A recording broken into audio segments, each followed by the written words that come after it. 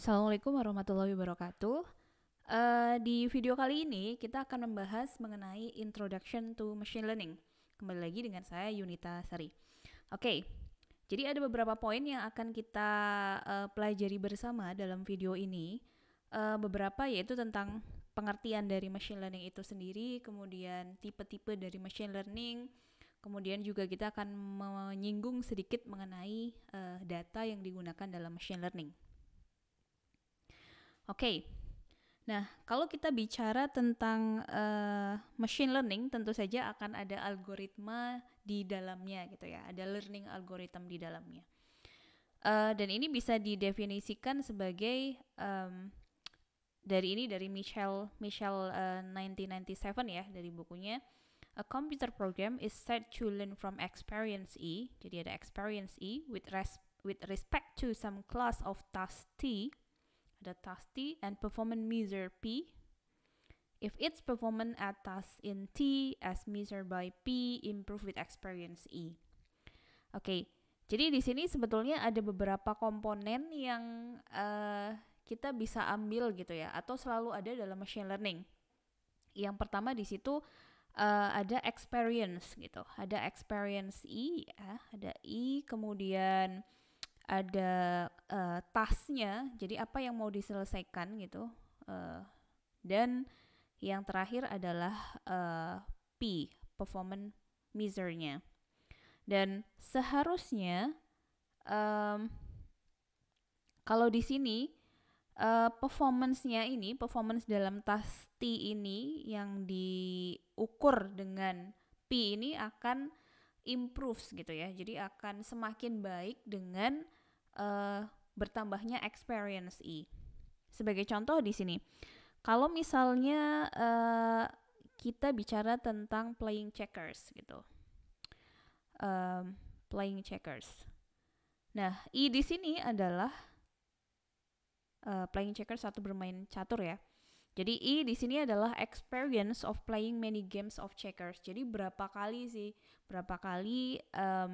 algoritma ini sudah memainkan permainan catur itu, dan itu dianggap sebagai experience gitu ya.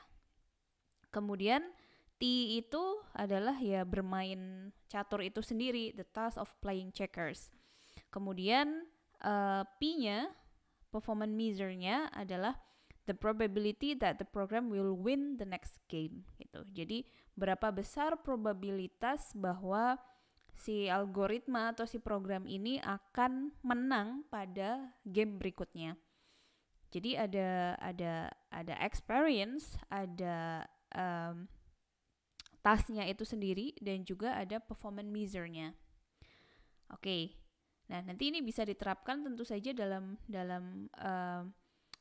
secara general gitu ya. Secara general kalau dalam task yang lain gitu, task machine learning yang lain harus selalu ada komponen 3 ini gitu.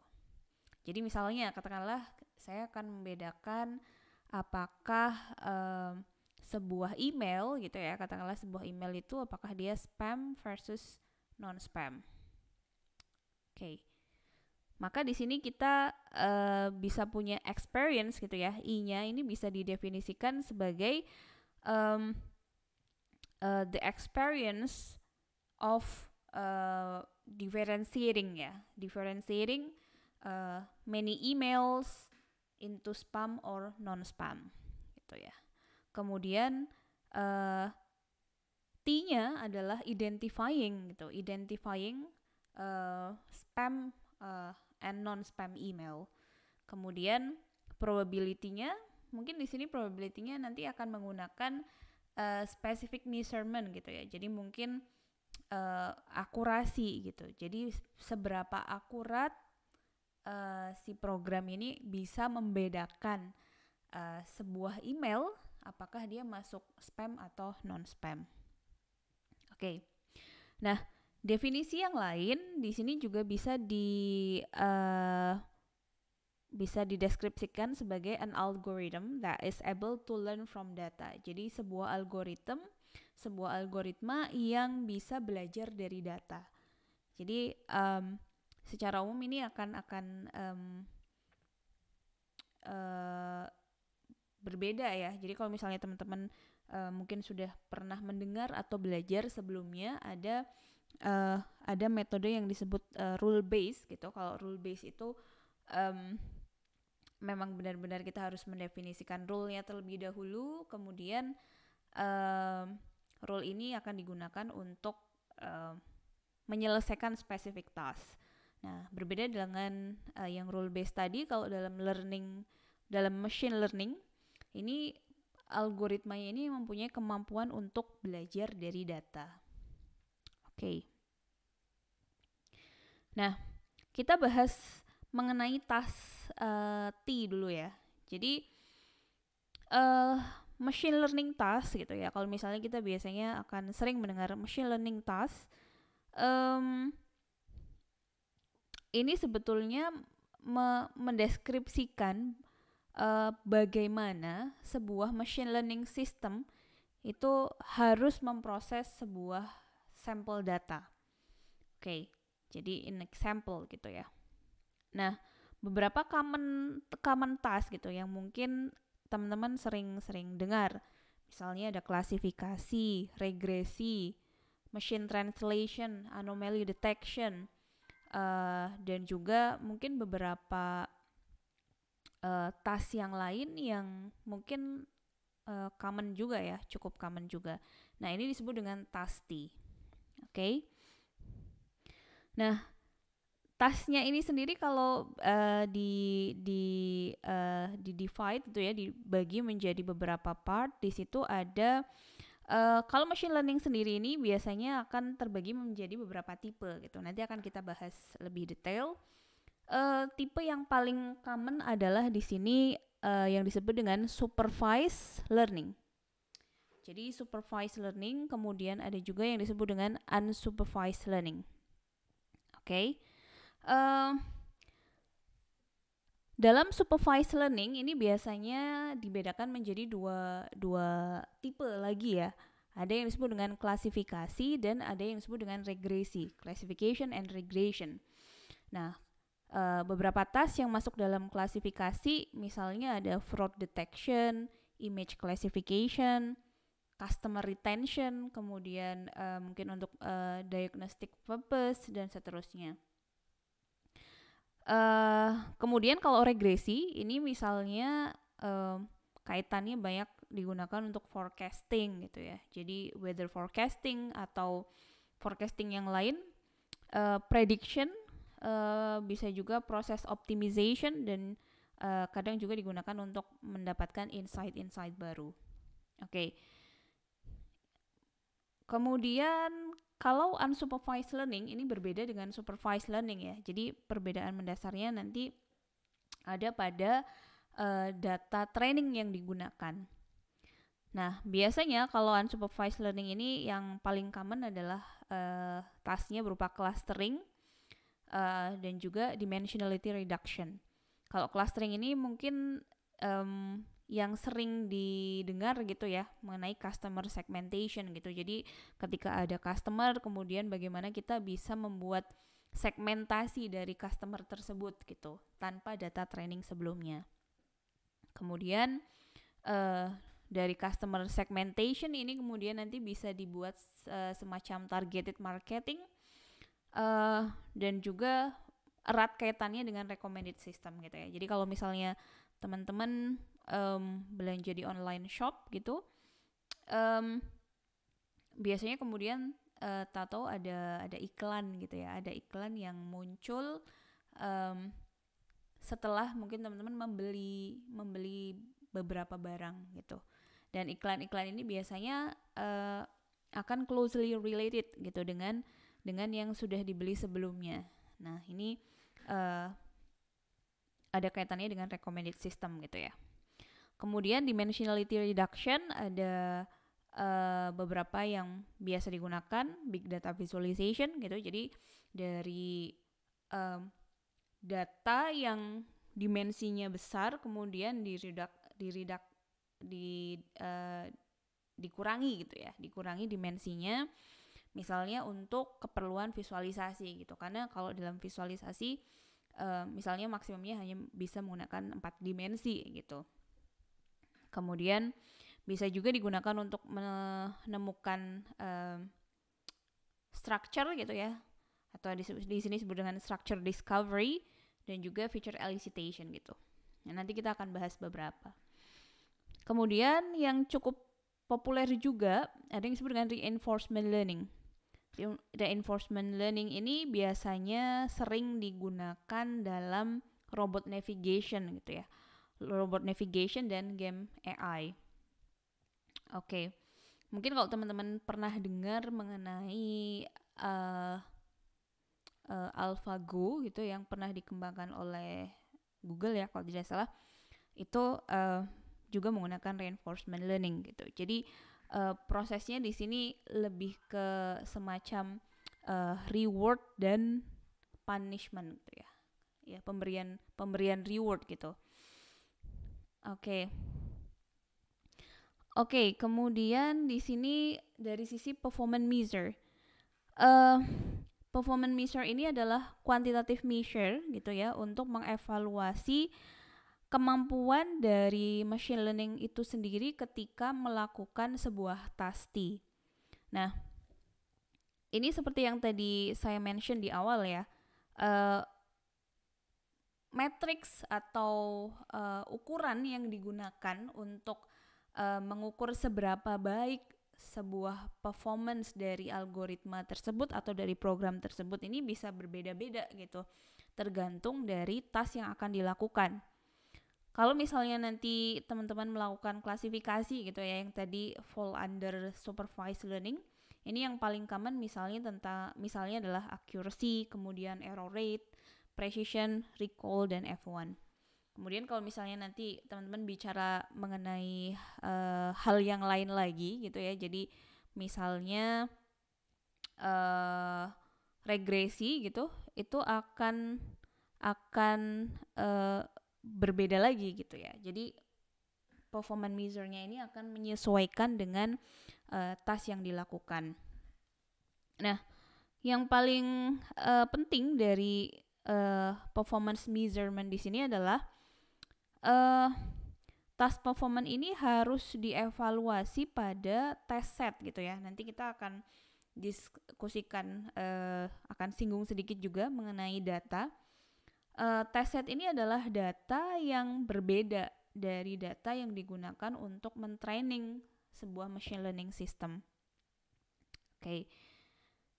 Oke.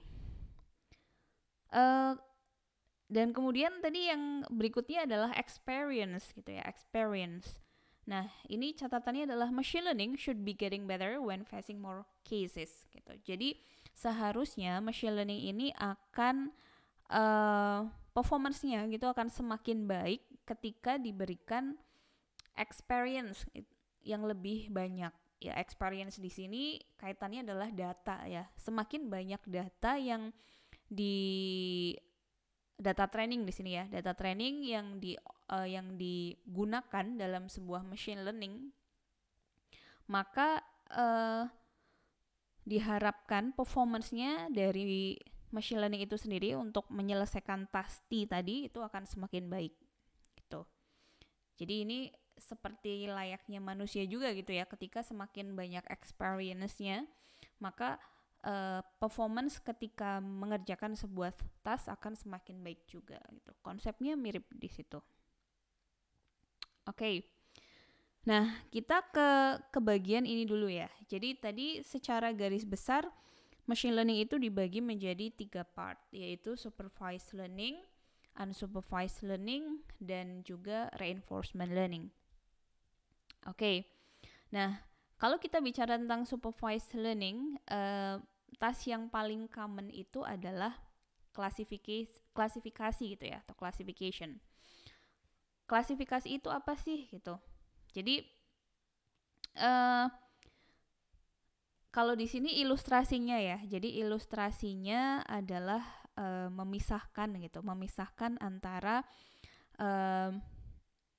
ada dari sekelompok orang gitu, memisahkan antara mana yang laki-laki dan mana yang perempuan. Nah, itu task klasifikasi. Jadi mengidentifikasi data berdasarkan kelasnya, predefined class gitu ya. Jadi kelasnya sudah ditentukan terlebih dahulu. Oh, di sini ada 2 kelas yang akan diidentifikasi, kelas laki-laki dan kelas perempuan. Oke. Nah, ini ya. Jadi yang pertama adalah klasifikasi. Oke. Nah, prosesnya bagaimana sih gitu ketika kita melakukan sebuah klasifikasi? Apakah tiba-tiba kemudian si algoritmanya sudah bisa mengenali bahwa oh ini laki-laki, oh ini perempuan gitu. Tapi bagaimana sih cara memproses data tersebut? Oke, jadi yang pertama dilakukan ketika sebelum kita ke machine learning algoritma itu sendiri, kita harus melakukan yang disebut dengan feature engineering atau feature engineering gitu ya. Nanti next stepnya adalah feature extraction. Jadi feature engineering ini adalah menemukan fitur-fitur apa dari data tersebut yang kira-kira bisa digunakan untuk membedakan gitu antara satu kelas dengan kelas yang lain. Sebagai contoh, saya punya sekumpulan orang ini, kemudian saya ingin membedakan mana yang laki-laki dan mana yang perempuan. Maka mungkin secara mudah kita bisa melihat secara fisiknya gitu ya. Secara fisiknya, oh kalau laki-laki seperti ini, oh kalau perempuan seperti itu gitu. Jadi sebagai contoh, mungkin kita bisa menggunakan katakanlah panjang rambut gitu ya. Karena biasanya laki-laki rambutnya cenderung lebih pendek dibanding perempuan. Kemudian misalnya ukuran sepatu. Seringnya ukuran sepatu laki-laki lebih besar daripada ukuran sepatu perempuan. Kemudian mungkin pitch gitu ya, pitch dari suara gitu. Pitch dari suara biasanya perempuan lebih tinggi gitu dibandingkan laki-laki dan seterusnya. Nah, ini fitur-fitur ini yang nanti akan digunakan untuk mendefinisikan setiap sampel gitu ya. Jadi katakanlah nanti saya akan punya katakanlah kita ambil 2 lagi ya, misalnya tinggi badan gitu ya, tinggi badan dan mungkin satu lagi adalah bentuk muka mungkin ya, bentuk muka apakah cenderung maskulin atau feminin gitu. Oke. Nah, nantinya setiap sampel dari data gitu ya, misalnya ada data 1 gitu ya, data 1. Entah ini laki-laki, entah ini perempuan, nanti akan didefinisikan dalam sebuah vektor yang panjangnya adalah 5 gitu, karena ada 5 fitur yang kita gunakan di sini.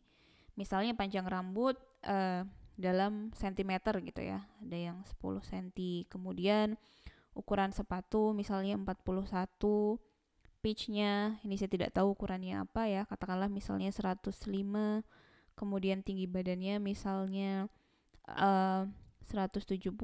Kemudian bentuk mukanya lebih ke maskulin gitu ya, ini ada 2, maskulin dan feminin. Kemudian ini kita beri 1 dan feminin 0 gitu ya. Ini 1. Nah, ini kita tandai sebagai male gitu. Dan seterusnya, ketika ada data 2 juga akan didefinisikan dalam sebuah vektor yang panjangnya 5 gitu. Oke. Nah, kemudian dari fitur ini nanti baru bisa di feed gitu ya ke machine learning algorithm yang akan mempelajari pattern gitu, pola. Bagaimana pola dari fitur-fitur ini ketika kelasnya adalah laki-laki atau kelasnya perempuan gitu. Jadi di sini ada predefined class gitu ya kalau dalam klasifikasi. Dan dalam supervised learning yang paling utama adalah ada yang disebut dengan training data gitu gitu ya. Jadi ada yang disebut dengan training data. Training data ini apa sih? Training data ini adalah data yang sudah mempunyai label gitu. Kalau dalam konteks klasifikasi, maka label yang dimaksud ini adalah kelas tadi ya. Jadi misalnya ini adalah male gitu. Kemudian nanti data kedua ini adalah female dan seterusnya. Jadi data-data itu sudah punya kelas label. Oh, ini adalah laki-laki, perempuan, dan seterusnya. Dan itu yang akan digunakan oleh machine learning algorithm untuk menemukan pola tadi. Oh, ternyata kalau laki-laki polanya seperti ini, kalau perempuan polanya seperti itu, dan seterusnya. Kemudian machine learning ini akan menghasilkan sebuah model gitu ya, yang nanti bisa digunakan untuk mengidentifikasi atau memprediksi kelas dari sebuah data yang belum ada labelnya. Oke. Nah, secara umum seperti tadi sudah saya mention sebelumnya ya, supervised learning itu biasanya dibagi menjadi dua jenis gitu. Yang satu disebut regresi atau regression, dan yang kedua tadi yang sudah kita bahas ya, classification gitu.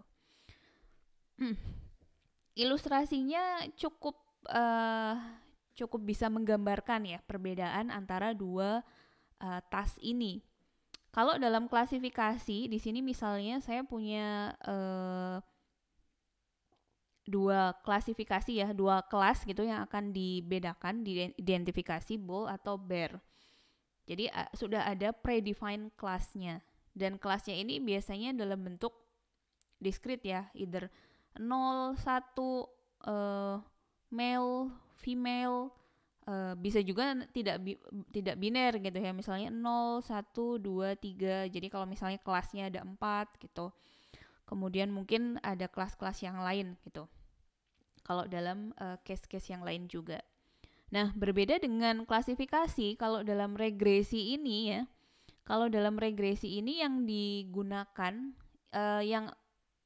yang diidentifikasi atau yang diprediksi gitu ya, yang diprediksi adalah bilangan continuous gitu ya. Jadi continuous value. Misalnya saya ingin memprediksi GPA gitu atau IPK dari seorang mahasiswa berdasarkan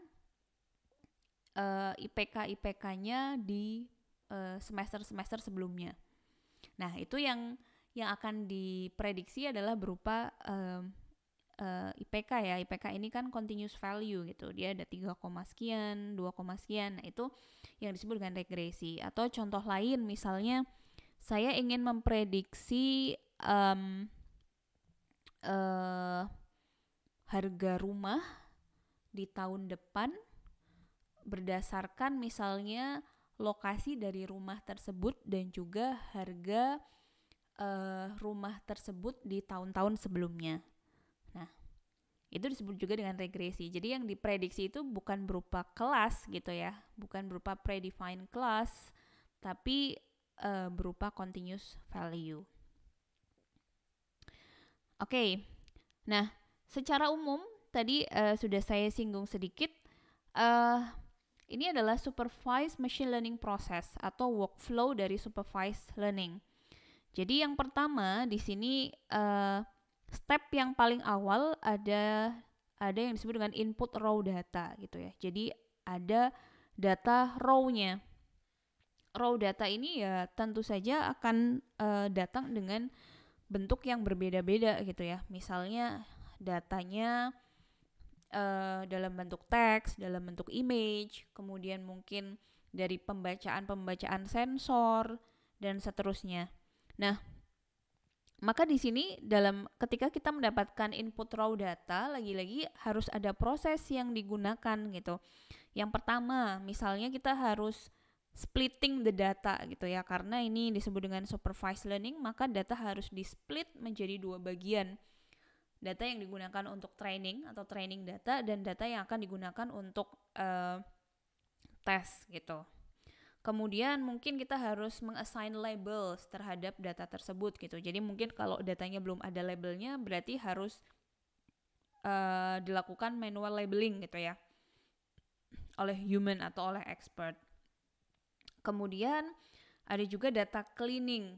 Jadi mungkin kalau misalnya datanya masih banyak noise-nya gitu, kayak misalnya kita ingin mengolah data dalam bentuk teks dari sosial media katakanlah, atau dari Twitter ya. Mungkin di situ masih banyak data yang bentuknya tidak hanya teks ya, misalnya masih ada banyak URL, mungkin masih ada apalagi karakter-karakter yang mungkin tidak diperlukan dan seterusnya. Jadi itu ada data cleaning. Dan data yang bentuknya raw tadi ya, itu harus dibuat dalam bentuk numerik gitu ya. Jadi seperti sudah saya contohkan, misalnya entitasnya adalah laki-laki dan perempuan gitu.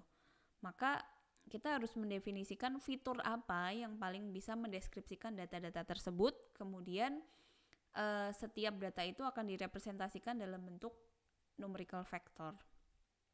Jadi tidak bisa gitu ya kalau machine learning itu menerima data dalam bentuk gambar langsung atau teks langsung gitu, atau misalnya video langsung, itu tidak bisa. Tapi setiap dari data itu harus direpresentasikan dalam bentuk numerical factor yang diambil dari fitur yang digunakan. Maka ini ada di step yang kedua, feature engineering. Ini yang tadi saya singgung. Jadi next stepnya adalah menentukan sebetulnya fitur-fitur apa yang bisa digunakan untuk mendefinisikan atau merepresentasikan data tersebut gitu. Kalau tadi laki-laki dan perempuan gitu ya, kita sudah mempelajari bisa gunakan misalnya panjang rambut, kemudian tadi pitch suaranya, ukuran sepatu dan seterusnya. Nah, ini akan berbeda-beda juga tentu saja tergantung dari data yang digunakan. Kemudian yang berikutnya adalah si algoritma itu sendiri gitu ya. Jadi machine learning algoritma itu sendiri. Jadi nanti setelah mendapatkan dari feature engineering ini akan didapatkan feature representation dalam bentuk numerical factor yang akan diinputkan dalam algoritma machine learning tersebut. Nah, dari algoritma ini nanti kita akan banyak belajar ya, mulai dari yang sederhana seperti logistic regression, kemudian mungkin nanti SVM, naive Bayes, dan sampai neural network gitu. Nah, dari situ akan didapatkan model. Jadi ada modelnya. Model ini adalah bisa dibilang sebagai algoritma machine learning yang sudah belajar gitu ya, yang sudah belajar dari data training. Ini akan menghasilkan model. Nah, di sini ada prosesnya ya, ada processing, ada testing, ada training gitu. Dan yang terakhir ini sampai production. Production ini bisa berupa prediction gitu ya, ketika diberikan data yang belum ada labelnya, data yang belum ada tadi numerical, belum ada continuous value-nya kalau regresi gitu, kemudian nanti diprediksi gitu. Nah, di sini ada sattling between step 5 and 3. Jadi kalau di production ini mungkin performance-nya kurang bagus gitu, maka bisa kembali lagi gitu ke step ketiga atau bahkan keempat gitu ya, atau bahkan bisa ke 1 gitu. Ketika misalnya mungkin ini datanya belum terlalu bersih, maka ya harus mungkin data cleaningnya, data pre-processingnya itu harus diulangi lagi. Itu dimungkinkan sekali.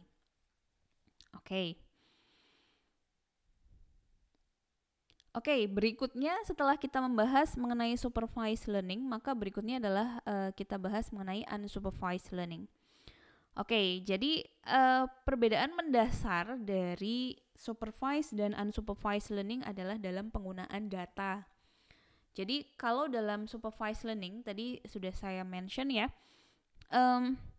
yang paling krusial di situ adalah peran dari data training gitu, data yang sudah ada labelnya, yang digunakan untuk melatih atau mentraining machine learning model, machine learning algorithm yang kemudian akan menghasilkan machine learning model. Nah, Berbeda dengan yang supervised learning, ini yang disebut dengan unsupervised learning. Jadi dalam unsupervised learning ini tidak ada data training. Jadi tidak ada data yang sudah ada labelnya. Nah, yang dilakukan sebetulnya adalah bagaimana caranya agar algoritma unsupervised learning ini bisa menemukan semacam cluster gitu ya. Istilahnya kalau tadi clustering ini berarti menemukan cluster-cluster dalam data. Cluster ini akan mendefinisikan kemiripan atau kedekatan antar data. Jadi kalau misalnya ini dibagi menjadi 3 ini ya, ini kan dibagi menjadi 3 seperti ini, maka ekspektasinya adalah data yang berwarna hijau ini mirip satu sama lain gitu. Kemudian yang biru juga mirip satu sama lain dan yang merah juga mirip satu sama lain. Konteksnya akan beda-beda ya. Kayak misalnya mungkin kalau kita pakai data yang tadi laki-laki dan perempuan, berarti kalau dalam satu klaster ya ciri-ciri atau fitur dari setiap data yang ada dalam klaster misalnya laki-laki itu akan saling mirip gitu. Oke, nah di sini perbedaannya antara klasifikasi dengan clustering. Jadi sebagai contoh, kalau misalnya kita punya task risk classification for the loan payees on the basis of customer salary gitu. Jadi klasifikasi dari resiko gitu ya, resiko untuk orang yang mengajukan loan gitu, tapi basisnya ini menggunakan customer salary, basisnya menggunakan gaji. Jadi kalau misalnya orang datang ke bank itu untuk mengajukan loan atau pinjaman, itu biasanya akan dilakukan semacam risk analysis gitu ya. Risk analysis apakah misalnya orang ini kira-kira dia punya kemampuan untuk membayar utangnya tersebut atau pinjamannya tersebut. Nah, kalau misalnya kita bicara dalam bentuk klasifikasi di sini ya, berarti bank tersebut sudah punya semacam data training gitu dari customer yang sudah ada sebelumnya yang berhutang gitu. Oh ternyata, dan ini misalnya digunakan 2 fitur dari sisi salary dan dari age, dari umur. Ya, jadi misalnya ternyata orang yang salary-nya mungkin 20 juta, kemudian usianya di range 25 sampai 40, itu masuk di low risk customer gitu ya. Low risk customer ini berarti ya kemungkinan dia untuk membayar itu tinggi gitu ya. Jadi tidak akan melarikan diri lah gitu, tidak. Tapi mungkin kalau misalnya salary-nya lebih kecil, katakanlah misalnya salary-nya 5 juta, age-nya katakanlah misalnya udah 65, mungkin dia akan masuk ke high risk customer gitu ya, bisa jadi seperti itu. Nah, klasifikasi ini akan belajar dari data training ya, data yang sudah dikumpulkan sebelumnya, mungkin dari record dari customer dari bank tersebut, dan dari sini bisa dibuat sebuah model yang akan mendefinisikan apakah seorang customer gitu dengan age dan salary tertentu akan masuk ke low risk atau high risk customer itu. Nah, berbeda dengan klasifikasi tadi. Kalau dalam clustering di sini tidak ada data training yang digunakan gitu ya. Jadi ibaratnya di sini ada data. Nah, yang harus dilakukan oleh algoritma clustering ini adalah mengukur kemiripan antara satu data dengan data yang lain, sehingga data-data tersebut itu bisa dikelompokkan dalam satu cluster atau satu grup yang sama. Jadi sebagai contoh di sini ada yang warnanya merah dan ada yang warnanya abu-abu ya. Cluster 1 dengan low risk factor yang warnanya abu-abu, dan yang merah adalah cluster 2 dengan high risk factor. Jadi tidak ada data training yang digunakan, tapi ada banyak data ini unlabeled gitu ya, belum ada kelasnya. Kemudian algoritma ini akan mencari kemiripan antara satu data dengan data yang lain, kemudian data yang mirip ini akan diklaster menjadi satu grup gitu, atau satu cluster gitu ya. Nah, itu perbedaannya. Jadi perbedaan dasarnya dari classification dan clustering. Dan di sini biasanya tidak ada predefined kelasnya ya. Dalam artian gini, kalau misalnya kita tahu dalam case ini untuk customer risk classification gitu, mungkin ada dua gitu ya. Yang pertama adalah low risk, yang kedua high risk. Oke, kita tahu jumlah klasternya ini ada 2, K sama dengan 2. Tapi ketika sudah ada klaster seperti ini, kita sendiri yang harus menganalisis, oh ini adalah belong to cluster 1 yaitu low risk gitu, dan ini adalah belong to cluster 2 high risk gitu. Jadi belum ada yang menganalisa gitu. Yang menganalisa itu harus si data scientistnya sendiri atau programmernya sendiri gitu ya, untuk melihat klaster mana yang berkorelasi dengan sebuah kelas gitu. Oke. Nah, di sini workflow-nya kurang lebih seperti ini ya. Jadi misalnya di sini ada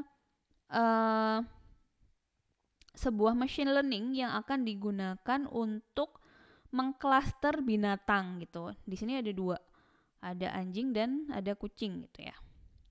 Nah, step 1 adalah provide the machine learning algorithm and categorize unlabeled input data to see what pattern it finds gitu. Jadi si machine learning algorithm ini akan diberikan data yang memang benar-benar uncategorized dan juga unlabeled. Belum ada labelnya, belum ada kategorinya.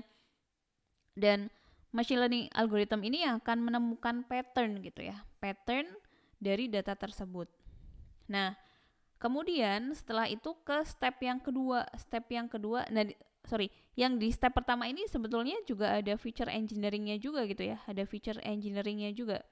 Jadi ada proses untuk menentukan, oh apa aja sih fitur-fitur yang bisa digunakan untuk merepresentasikan setiap data gitu dari anjing dan kucing gitu. Misalnya anjing dan kucing kan jelas bentuk secara fisiknya beda, suaranya beda, dan seterusnya. Itu bisa digunakan ya. Setelah itu kemudian masing-masing data tentu saja akan direpresentasikan dalam numerical vector yang dimensinya atau size-nya sama. Kemudian yang kedua, observe and learn from the pattern the machine identifies. Jadi si algoritma unsupervised learning ini akan mendefinisikan pattern-pattern tersebut. Jadi akan mengobservasi pattern tadi, kemudian akan mengelompokkan data berdasarkan kemiripannya atau similarity-nya. Jadi misalnya grup 1, oh ini ternyata banyak kucingnya gitu. Kemudian grup 2 juga lebih banyak kemiripan anjing gitu ya. Jadi beda-beda di situ. Kemudian tipe-tipe dari masalah atau task yang bisa diselesaikan dengan unsupervised, misalnya tadi ya clustering gitu. Jadi digunakan untuk mengidentifikasi similarities pada sebuah grup. Oke, misalnya di sini contohnya, apakah ada pattern pada data yang bisa digunakan untuk mengindikasikan kalau seorang pasien itu akan merespon lebih baik pada sebuah treatment dibandingkan yang lain gitu ya. Jadi mungkin di clustering tadi seperti itu, atau mungkin ya simply tadi ini anjing dan kucing. Kemudian yang kedua ada anomaly detection. Ini untuk mengidentifikasi abnormalities pada data. Jadi data-data yang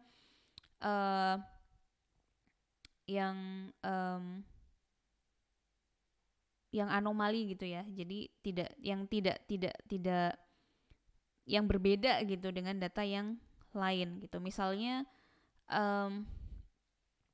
bisa juga misalnya ini kalau di sini contohnya adalah apakah seorang hacker intruding in our network gitu, karena mungkin pola dari trafficnya misalnya akan beda gitu.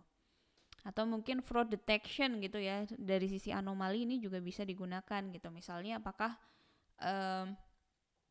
data transaksinya itu berbeda dengan data-data transaksi yang biasa dilakukan oleh ya transaksi yang common gitu ya. Oke. Kemudian selain dari supervised dan unsupervised learning, ada juga yang disebut dengan semi-supervised learning ini. Semi-supervised learning ini sebetulnya kombinasi gitu ya. Jadi fall in between supervised dan unsupervised. Kenapa disebut dengan fall in between gitu? Atau disebut dengan semi-supervised atau weakly supervised gitu ya. Karena di sini sebetulnya ada label data yang masih digunakan. Oke, mohon maaf.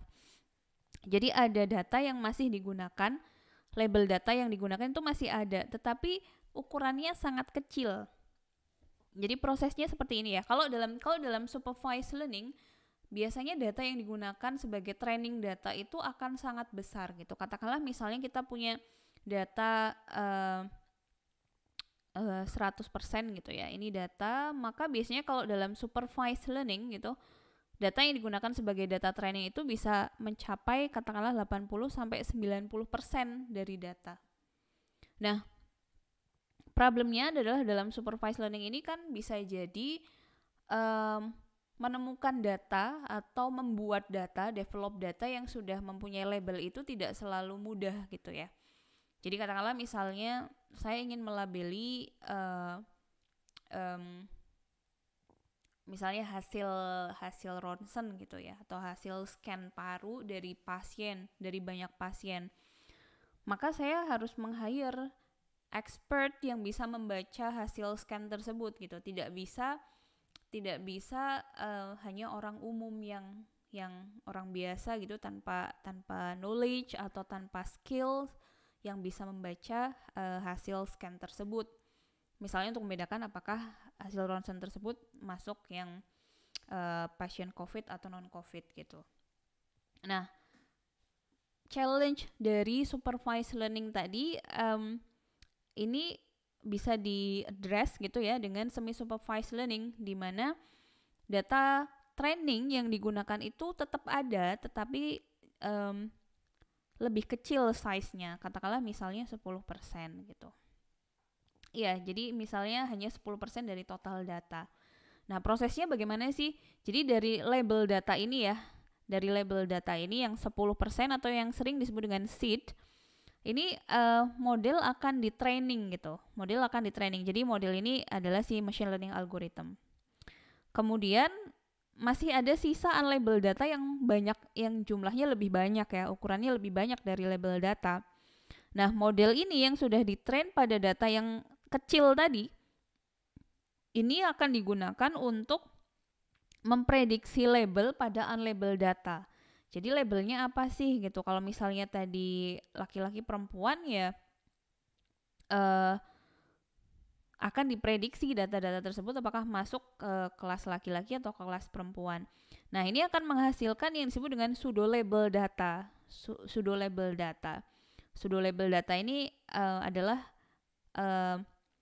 label data yang dihasilkan yang dari unlabeled data ini ya, dengan model, dengan machine learning model yang hanya ditrain pada data yang sedikit gitu. Kemudian step berikutnya adalah retrain modelnya dengan pseudo dan label dataset together. Jadi dari pseudo label data ini akan diambil mungkin sekitar sepersekian persen dari data tersebut ya, yang mempunyai confidence yang tinggi, kemudian akan dimasukkan ke label data lagi, ke label data yang awal. Nah, ini akan menghasilkan label data baru yang ukurannya lebih besar ya. Kemudian ini akan digunakan untuk mentrain machine learning algoritma lagi. Nah, proses ini akan dilakukan secara terus-menerus sampai unlabeled datanya itu habis, sehingga hopefully gitu in the end of the iteration performance dari machine learning modelnya ini akan semakin baik gitu, karena label data yang digunakan untuk training itu semakin banyak gitu ya. Dan juga penambahan data training, penambahan dari pseudo label data ke label data itu juga dilakukan dengan hati-hati ya, dengan mempertimbangkan confidence level dari setiap kelas dari data tersebut. Oke, kemudian yang berikutnya yang disebut dengan reinforcement learning. Jadi reinforcement learning ini sering digunakan dalam robot navigation, kemudian autonomous car gitu ya, dan juga game. Nah, sebetulnya yang paling membedakan antara tadi supervised, unsupervised, semi-supervised learning dengan reinforcement learning ini adalah polanya, bagaimana algoritma ini bekerja. Prosesnya sebetulnya kalau dari sisi input datanya masih sama ya, harus ada feature engineering dan seterusnya. Tetapi di sini dalam reinforcement learning ini ada agent, ada environment gitu, dan ada juga reward gitu. Ada reward, state, dan best action. Jadi bisa dikatakan adalah misalnya ya, dalam sebuah robot navigation. Robot itu apakah misalnya di sini adalah ini adalah sebuah robot, kemudian robot itu harus mungkin melalui sebuah maze gitu, melalui sebuah jalan, apakah jalurnya katakanlah seperti ini ya, dan seterusnya.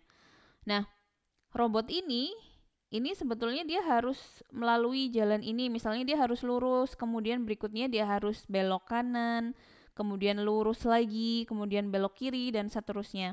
Jadi ada action yang dilakukan gitu, ada action yang dilakukan oleh robot ini sehingga dia akan mencapai state tertentu. Misalnya di sini kita bisa mendefinisikan ya sebuah state itu seperti apa. Kemudian setiap kali robot ini bisa melakukan action yang benar gitu atau best action, maka akan diberikan sebuah reward. Nah, reward ini yang akan dalam tanda kutip seperti proses training gitu ya sebetulnya dalam algoritma reinforcement learning gitu. Jadi best path-nya itu yang mana sih yang bisa digunakan. Jadi dalam reinforcement learning ini case-nya akan berbeda ya, task-nya yang biasanya difokuskan akan berbeda gitu, karena ini lebih untuk tadi robot navigation, autonomous car, kemudian game. Jadi case-nya berbeda dengan yang bisa diselesaikan dengan supervised, unsupervised maupun semi-supervised. Walaupun ada juga gitu ya beberapa task yang mungkin bisa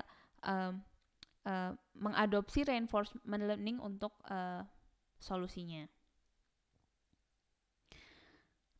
Kemudian kita bicara sedikit tentang data ya. Setelah tadi kita mendiskusikan tentang algoritmanya, kemudian berikutnya adalah tentang data. Nah, dalam machine learning algoritma atau dalam sebuah machine learning task itu ya, data ini biasanya akan dibagi menjadi split menjadi dua set. Yang pertama yang disebut dengan training set dan yang kedua test set. Nah, dalam training set ini data yang bisa, ini kalau misalnya dalam konteksnya supervised learning, ini adalah data yang berlabel gitu ya. Ini data yang berlabel. Jadi data ini sudah ada labelnya, di mana kita bisa menggunakan data ini untuk mentrain model. Mungkin nanti datanya bisa di split lagi gitu ya, sehingga yang bagian merah ini bisa digunakan untuk validasi. Ini nanti teman-teman juga mungkin akan sering dengar ya. Validation set itu bisa diambil dari training set. Dan portionnya gitu, kalau misalnya tadi saya punya data dengan size 100% gitu, biasanya training set ini akan jauh lebih besar daripada test set. Bisa mungkin range-nya antara 70 sampai 90% gitu ya. Nah, kita bisa menggunakan training data ini untuk apapun, bisa dieksplorasi gitu ya. Sedangkan si test set ini kita tidak boleh mengotak-atik gitu atau mengeksplor data ini sampai ke testing phase gitu, sampai ke tadi ya, kalau misalnya dari supervised machine learning workflow itu yang di bagian akhir, kalau belum sampai situ ya belum boleh menggunakan test set. Jadi hanya digunakan ini ya, don't touch this until very end gitu, karena kita tidak ingin algoritma kita ini, algoritma machine learning yang sedang dilatih ini adalah nanti overfit. Istilahnya overfit ini dalam artian dia memprediksi dengan baik gitu ya, karena ya sudah melihat data tersebut. Itu seharusnya kan tidak seperti itu ya. Jadi konteksnya misalnya seperti teman-teman misalnya ada yang ujian gitu ya. Ketika ujian kan sebetulnya belum tahu soal ujian apa yang akan yang akan keluar gitu dalam sesi ujian tersebut. Nah, itu bisa dianggap sebagai test set. Tapi katakanlah misalnya soal ujian ini bocor. Dan teman-teman ketika belajar hanya dari soal ujian ini yang akan keluar gitu. Maka ketika dinilai mungkin performance-nya akan tinggi sekali gitu ya, sampai 100. Tapi ternyata itu karena sudah dilihat sebelumnya gitu. Mungkin kalau misalnya dalam konteks yang teman-teman belum pernah melihat soal itu dan belajar ya memang dari knowledge atau dari data yang sudah diterima sebelumnya, dari materi yang sudah diterima sebelumnya, bisa jadi performance-nya tidak akan setinggi itu gitu. Tapi itu performance-nya justru lebih menggambarkan performance yang sesungguhnya. Nah, itu yang diharapkan. Jadi bagian test set ini tidak boleh dieksplor, tidak boleh diotak-atik until very end. Okay. Kemudian ada yang disebut dengan cross validation. Jadi kalau dalam case di sini, kalau tadi splitting data seperti ini ya, jadi sebetulnya ada dua cara. Ketika misalnya kita mempunyai data itu bisa di-split langsung ke training dan test set. Ini dalam konteks misalnya kita punya data yang ukurannya lumayan besar. Tapi bagaimana kalau misalnya kita hanya punya data dengan ukuran kecil gitu. Datanya banyaknya tidak banyak. Kalau misalnya harus dibagi lagi ke training set, ke test set seperti ini, ada kemungkinan data yang masuk ke training set maupun data yang masuk ke test set ini punya distribusi yang agak beda gitu. Misalnya yang ke training set ini ternyata adalah data-data yang dalam tanda kutip mudah, sehingga machine learning algorithm ini akan belajar dari data-data yang mudah gitu ya. Tapi ketika nanti di test set kebetulan tesnya ini adalah data-data sulit gitu, maka performance-nya akan turun gitu. Jadi distribusinya tidak merata gitu ya antara training dan test set. Dan itu bisa dihindari dengan cara menggunakan yang disebut dengan cross validation. Cross validation itu apa sih? Jadi kalau misalnya kita punya data, katakanlah ini original data ini pertama dibagi menjadi K parts, menjadi K bagian. Katakanlah ini misalnya menjadi 3 bagian ya. 3 bagian, warna merah, hijau, dan biru. Nah, yang dilakukan adalah sebetulnya cross validation ini adalah menggunakan sebagian data sebagai training dan sebagian data lain sebagai test. Nah, proses ini akan diulang untuk setiap part dari data, sehingga nantinya performance dari machine learning algorithm ini bisa lebih meyakinkan gitu dibandingkan kalau misalnya hanya pengujiannya seperti ini gitu ya, ketika hanya dibagi menjadi training dan test set. Ini biasanya dalam case ketika size dari datanya kecil.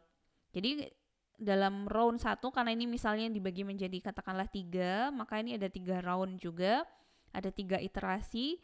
Maka di round 1 yang digunakan sebagai training data adalah yang merah dan yang hijau. Kemudian tes datanya yang biru. Kemudian dalam round 2 yang digunakan sebagai training data itu yang merah dan yang biru, yang digunakan sebagai tes yang hijau.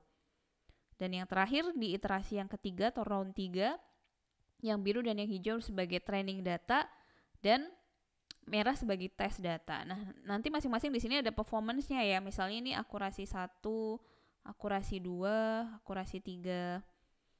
Nah, nanti yang akan digunakan biasanya adalah yang rata-ratanya gitu. Jadi rata-rata mean atau average gitu dari ketiga ini. Berapa rata-rata performance dari setiap dari machine learning algorithm tersebut pada setiap part dari data. Nah, ini untuk memastikan bahwa ya bisa jadi ya, nanti bisa jadi kalau teman-teman nanti sudah mulai melakukan eksperimen di sini, bisa jadi mungkin pada part pertama akurasinya cukup tinggi gitu sampai 90%, tapi di iterasi yang kedua mungkin 70%. Itu bisa jadi karena data yang digunakan sebagai tes ini pada part ini akan punya ya level kesulitan yang berbeda gitu ya. Nah, sehingga ini untuk memastikan bahwa algoritmanya itu punya performance yang baik di setiap part dari data, maka digunakan cross validation. Itu.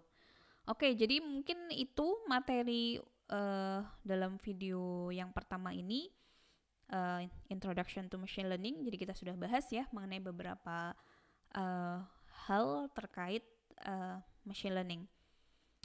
Oke, mungkin itu dulu. Terima kasih banyak.